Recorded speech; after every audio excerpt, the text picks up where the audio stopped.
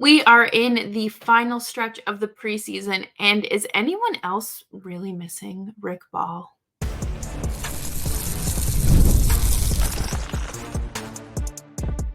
You're Locked On Flames, your daily podcast on the Calgary Flames. Part of the Locked On Podcast Network, your team every day. Hello, everybody, and welcome to today's episode of Locked On Flames. As always, I am your host, Jessica Mosto, and thank you so much for joining me. Today's episode is brought to you by FanDuel. Place your first $5 bet, and you'll get started with a $200 in bonus bets, guaranteed. Visit FanDuel.com to get started. Today, we are going to be talking more about the preseason and the roster that they are icing tonight for the game against Vancouver, the goaltending situations, and just how competitive it actually is. And of course, we are less than 2 weeks from opening night. So what can we expect, and what does this mean? But before we dive into any of that, please make sure you are subscribed to Locked On Flames wherever you get your podcasts, as well as on YouTube. We are here for you Monday through Friday, 5 days a week, your team every day. So the Flames play tonight, right? A few hours from now, they play against Vancouver, and they, another opportunity for some of these players, most of these players actually, to earn their spot on the roster and to get another look. And the possibilities here are endless. So many players are having such a great camp that it's going to make these final decisions so much more difficult than they probably have been in years past. I mean, obviously, we know every year, okay, all right, there might be one or two spots open, but there's a little bit more wiggle room with the forwards and obviously on the back end too. So we haven't really seen real clarity yet, and that's scary, but also so exciting. I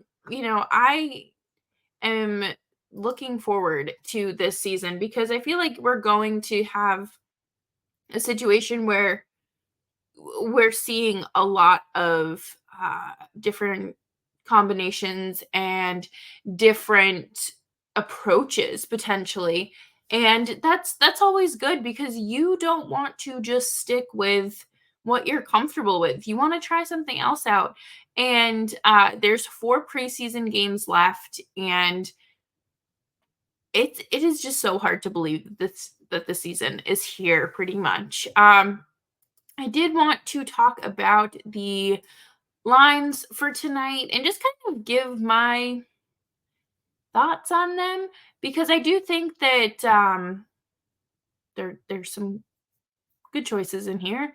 And why isn't Connor Zary at center? So that top line is Zary, Pospisil, and Coronado. I like that first line. I think that that's going to be a fun first line. It does not spark the same joy as that Gaudreau, Lindholm, and Kachuk first line, but of course everything gets better with time, and it is going to be so hard to compare to that line. But regardless, I want to see Zary at center. Craig Conroy said we're going to see him more at center. Where is it? The second line is Jacob Pelletier, Sam Morton, and Walker Duehr. The Walker Duehr experiment, I think, has ended. I think that the Flames have better depth pieces now, and it's just he should,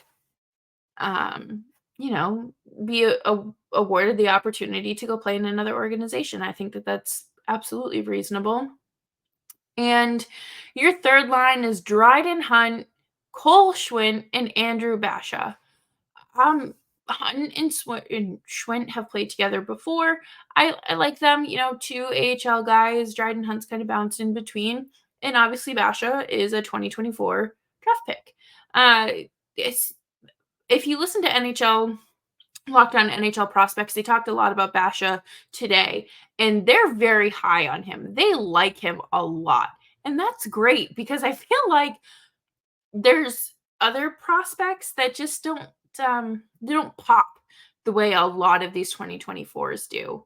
So we'll take it.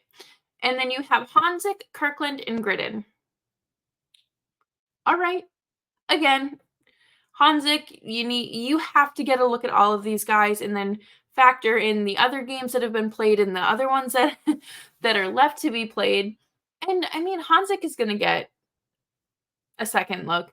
I think he is going to be very much in the AHL.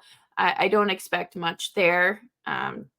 Your top pairing is Jake Bean, Tyson Berry, Tenorti, and Poirier, Solyov, and Peric. And Dustin Wolf is starting. Listen, I have seen enough Jared Tenorti hockey to know I don't want this all the time. I mean, obviously, like he's probably going to be an AHLer,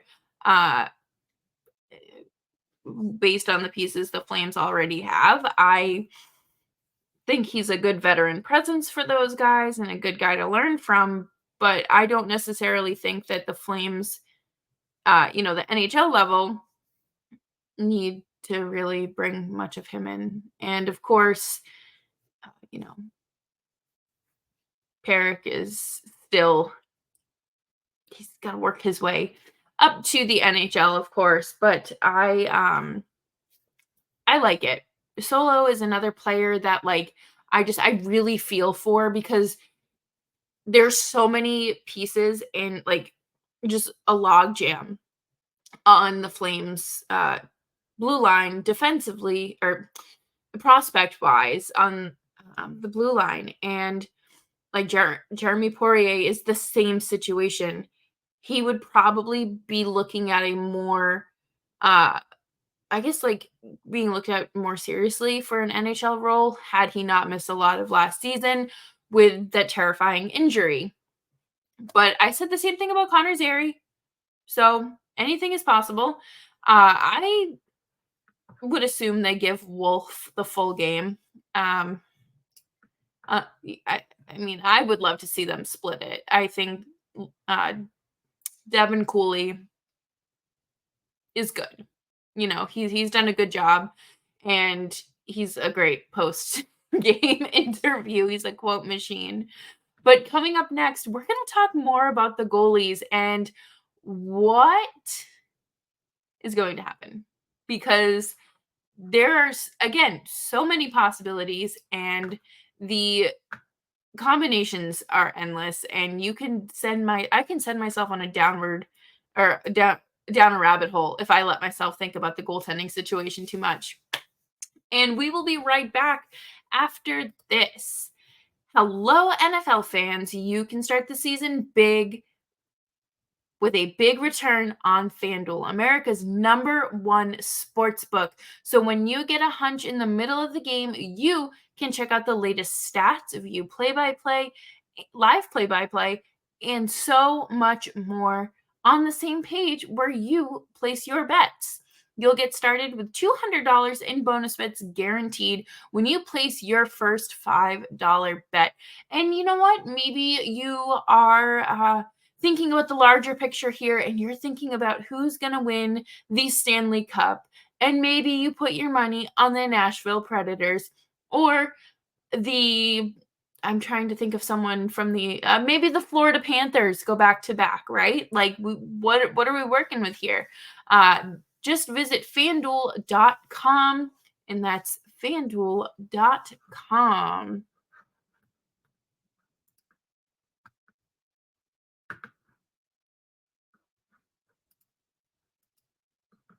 Thanks, everyone, for hanging out with me today on Locked On Flames. Make sure you're subscribed wherever you get your podcasts, as well as YouTube.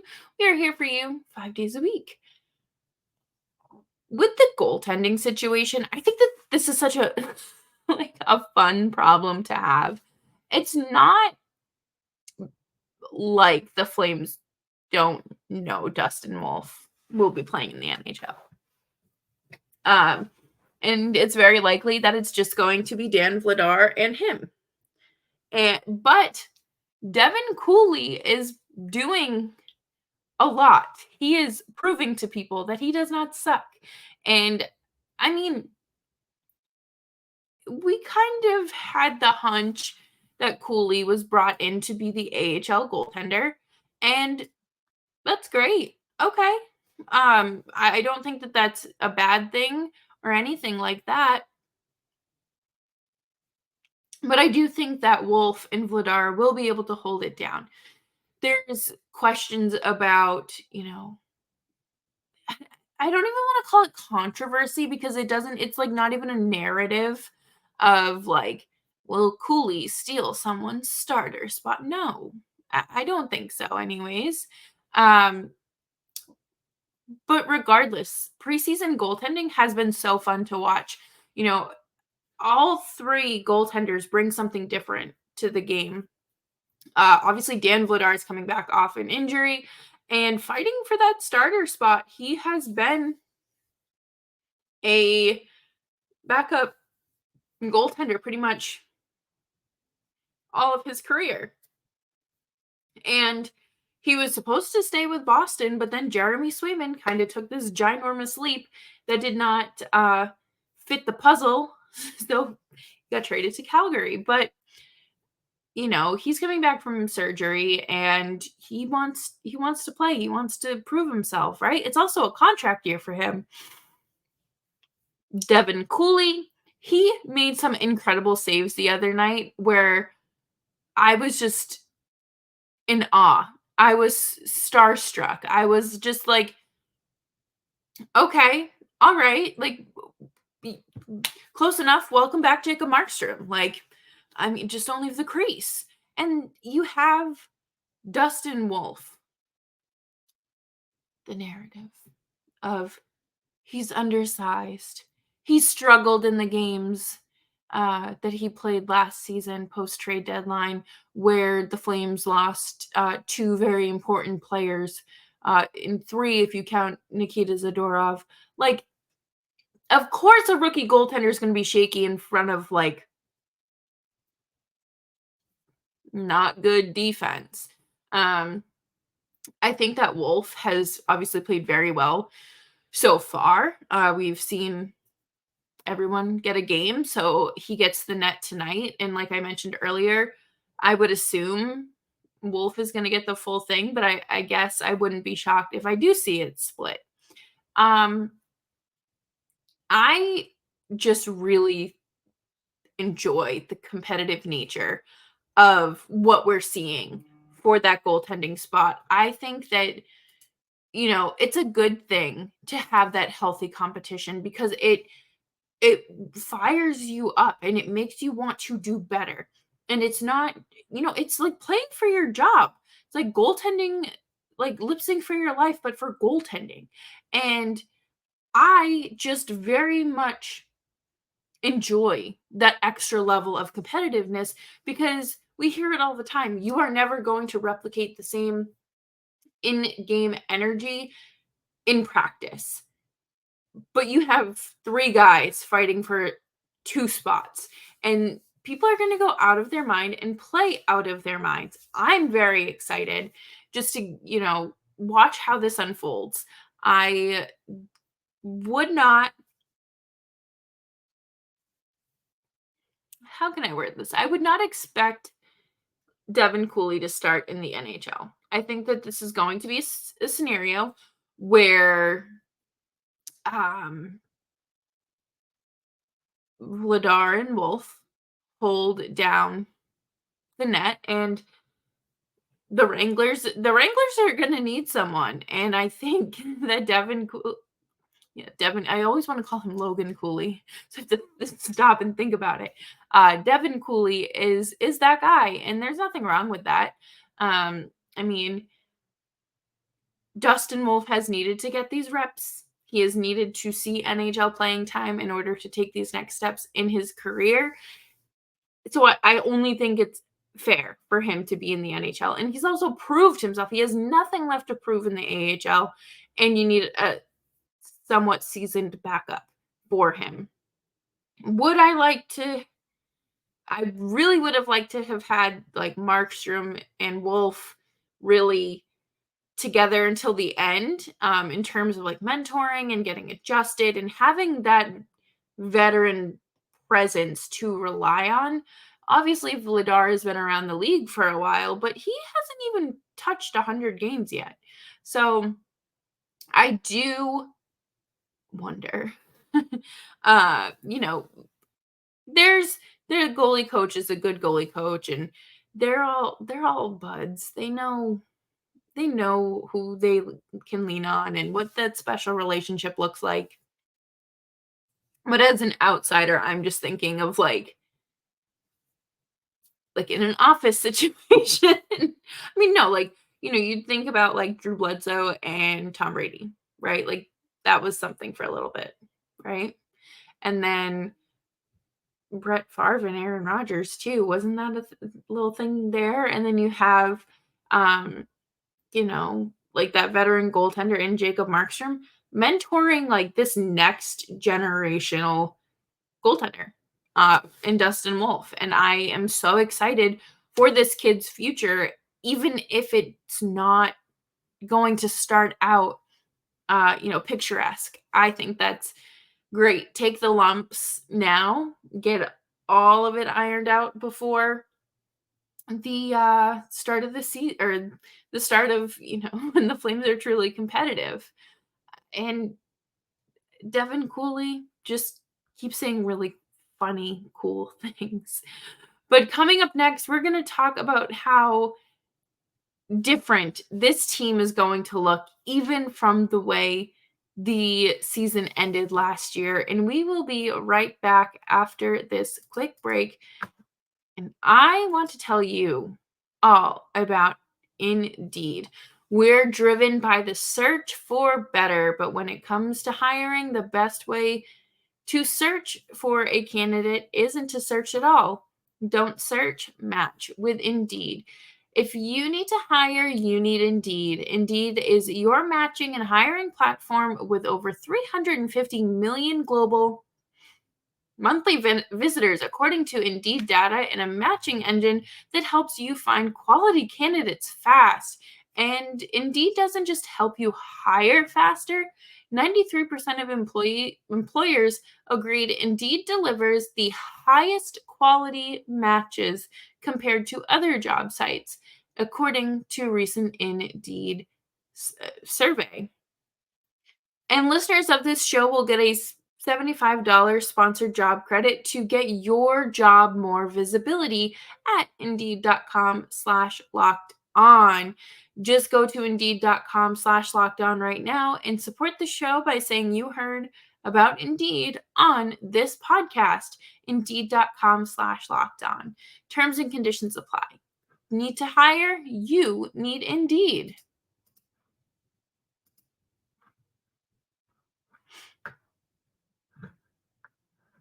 Thank you, everyone, for tuning into Locked On Flames and making the show part of your day. I appreciate it. It means a lot. This is another season in the books for me, and it's so much. I take a lot of pride and uh, happiness in getting to come home from work after long days and talk about this hockey team. Like, it is just so ingrained into my life, and I'm just thank you everyone, whether you've been listening forever or if you're new, just thank you so much. Over the years, I have seen this roster change, and it hasn't always been like a drastic change, um in terms of coming and going, because the Flames did have a lot of players on longer term deals, or they would bring in veterans from free agency that were potentially taking up spots from younger guys. And a little, I'm going to call it what it is. Let's just say it, a little mismanagement. But that is in the past. And I cannot wrap my head around how different this roster is going to look. Even like sometimes I still forget that Mangiapane is not a Flame anymore. He is with the Capitals. I think about just how different the goaltending situation is going to be, the blue line and the penalty kill. Like everything is going to be like overhauled. And while like a majority of the players, like the forwards, are, returning players, there is so much opportunity for someone else to fill in. And I think that's great because it keeps the competition alive and well and keeps people working. And this just feels like such a different team than even at the start of last year.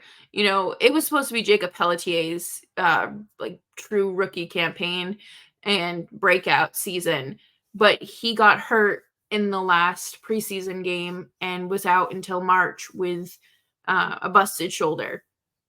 I think of how, Dustin Wolf was potentially going to see more NHL time, but then they said no, that's not happening. And just the defense. Chris Tanev, please come home. We miss you. And, I'm going to miss Noah Hannafin too. I know people are like, well, he's just an older guy. And Chris Tanev isn't.